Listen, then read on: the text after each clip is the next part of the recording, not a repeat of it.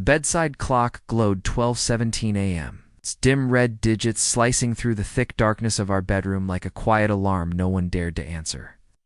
The air was heavy, unmoving, as though it too was holding its breath. I lay motionless beneath, the covers back turned toward the door, my body still and obedient, but inside. Every nerve in me was screaming. My mind had been chewing on the same thought for hours, replaying the moment like a cursed film on loop. 10 minutes ago, I heard a car roll up the driveway. 10 minutes earlier than she said her hospital shift would end. That detail gnawed at me. The engine cut, the headlights flashed through the window blinds, and I froze. The bedroom door opened. Softly, the mattress shifted beneath her weight as she slid in beside me. The smallest motion, but it felt like a tectonic shift. Her presence, once the most comforting thing in my world, now made my skin crawl. Her breath was gentle and slow, threading through the silence.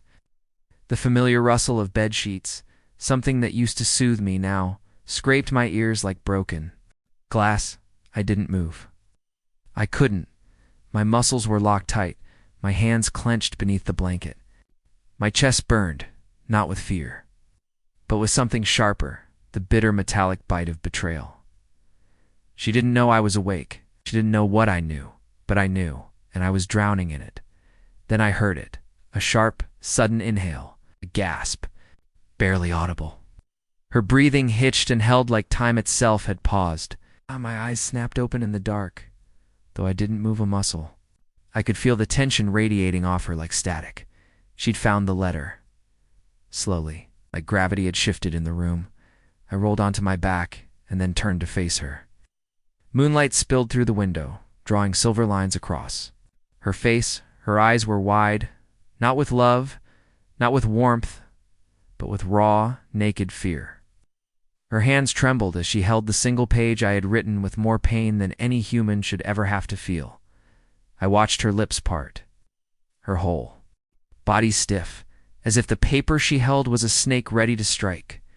Her eyes scanned the words again and again, desperately searching for something redeemable, where there was nothing there for her. No mercy, only truth. The letter was never meant to rage. It wasn't a scream. It was a silent funeral. It held no threats, just facts. Brutal, cold, suffocating facts. It was the exhale of all my heartbreak. Every word was soaked in the hollowness I'd felt for weeks. The silence that had swallowed our home, the glances that had grown shorter, the kisses that had gone dry, and it ended with a single, unforgiving sentence. I know about him, Ally. Her eyes snapped to mine, wide and glassy. A flicker of panic, guilt, and confusion all danced in her expression like ghosts. Her voice cracked. How? ... Al? Did you find out? She asked, barely louder than a breath. I stared straight through her. Does it matter? I replied flatly. Voice held no heat, no tremble, just finality. This was the moment I'd envisioned night after night, sometimes with yelling, sometimes with begging.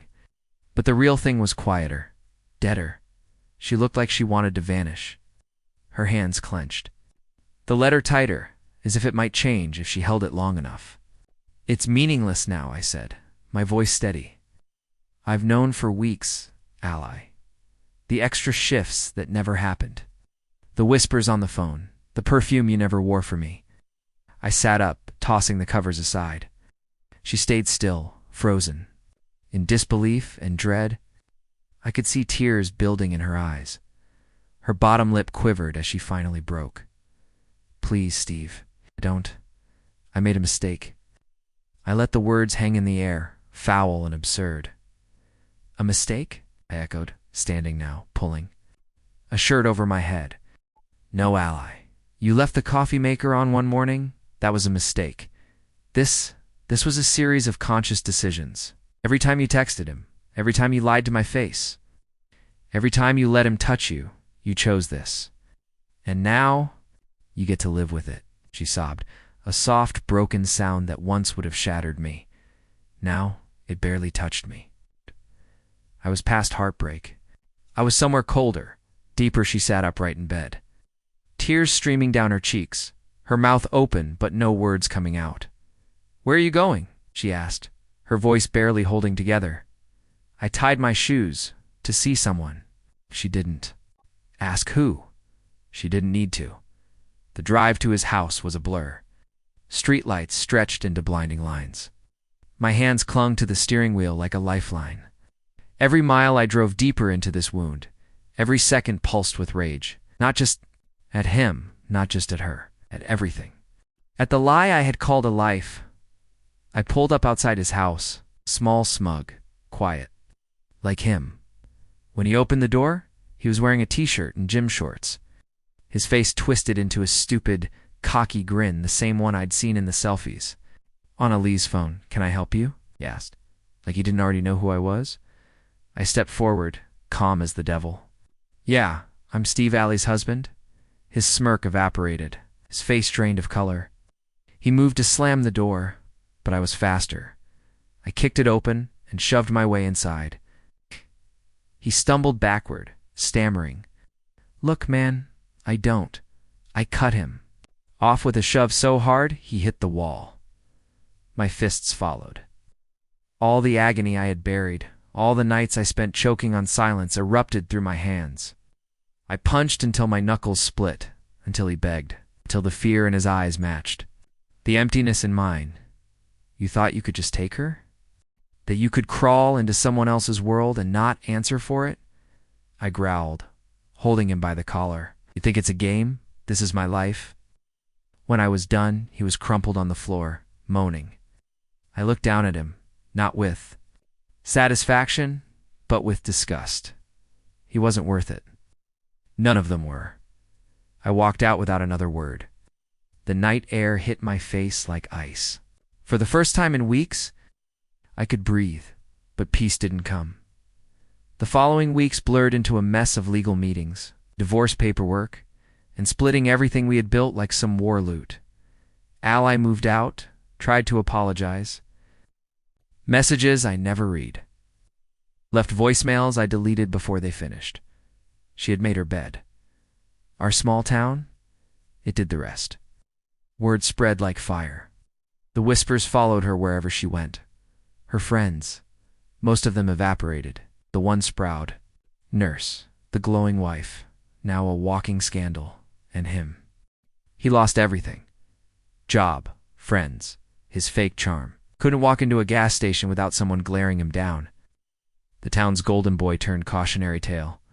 Meanwhile, people looked at me like I was some warrior. Poor Steve. They'd say so strong, but I didn't feel strong. Felt hollow. I paid bills. Went to work. Smiled when expected. But inside, I was scorched earth. Even now, years later, that night haunts me. The look on her face when she read my letter, the fear, the regret. Sometimes I still ask myself when it all began to slip, when the love we shared started to rot. Was it something I missed? Something I said? Something I failed to give? But then I see her hands gripping that letter. And I remember, some betrayals don't deserve forgiveness. Some wounds, they never stop bleeding.